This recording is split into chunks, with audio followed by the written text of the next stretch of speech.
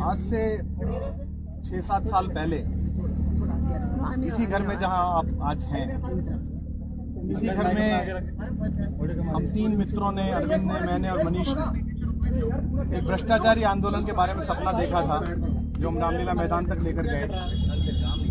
अभी 3-4 दिन पहले एक चुनाव से पहले आए हुए लोकतांत्रिक जनवादी पार्टी लोजपा से आए हुए एक विधायक ने मेरे बारे में कहा कि मैं बीजेपी का एजेंट हूँ। हमारी माइक पीछे है।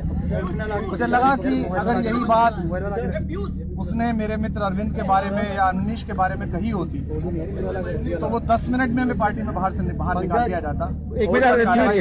कम आ रही है लेकिन उसने जब कल भी दोबारा ये बात कही तो मुझे समझ में आ गया।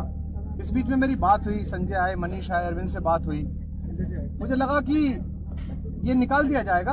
कोई अगर ऐसी बात अरविंद के बारे में बोल दे तो हम सहन नहीं करेंगे, मनीष के बारे में बोलते तो पूरी पार्टी सहन नहीं करेगी। विधायक कह रहे थे जी बिल्कुल निकलना चाहिए, कार्यकर्ता कह रहे थे। पर कल जब उसने दोबारा बोला तब मुझे लगा कि ये रामविलास पासवान जी की पार्टी में से आया हुआ पहली बार का विधायक नहीं बोल रहा, ये सिर्फ मुखौटा है, इसके पीछे से कोई और बोल रहा है।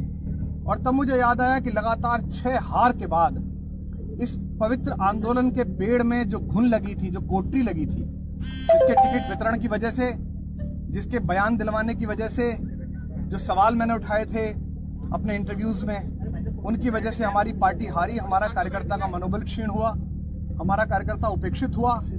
मुझे लगा कि शायद मैंने सही जगह हाथ रख दिया है, अब सही जगह बात आ गई। मेरा कहना यह है कि अब कहा जा रहा है कि मैंने भी बयान दिए और मेरे एक वीडियो से काफी नाराजगी है, उससे सब नाराज हैं। वी द नेशन, वो मेरा वीडियो जो कश्मीर में हमारे सैनिकों की जाति पर मैंने दिया था, वो कुमार विश्वास की आवाज नहीं थी, वो देश के हर नागरिक की आवाज थी।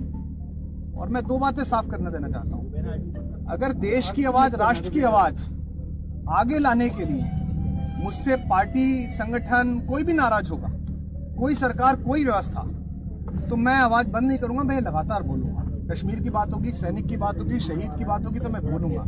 गलतियां अगर हमसे हुई हैं, हमने खराब मनोबल के समय पर आतंकवाद से लड़ती हुई भारतीय सेना के लिए ऐसा संदेश दिया जिससे गलत मैसेज गया, तो हमें कोर्स करेक्शन करना पड़ेगा। मैं जानता हूं ये बात किधर की तरफ जा रही है। अब पिछली बार की तरह की चीजें होंगी, गंदगी फैलाई जाएगी, चीटे फैलाए जाएंगे, इमेज टार्निश करने की कोशिश की जाएगी, बहुत सारी चीजें बताएंगे। लेकिन मैं बता दूं उन सब साजिशकर्ताओं को, इस आंदोलन के शरीर में लगे हुए उन सब घुनों को, दीमकों को, कि मैं आपको करने नहीं दूंगा।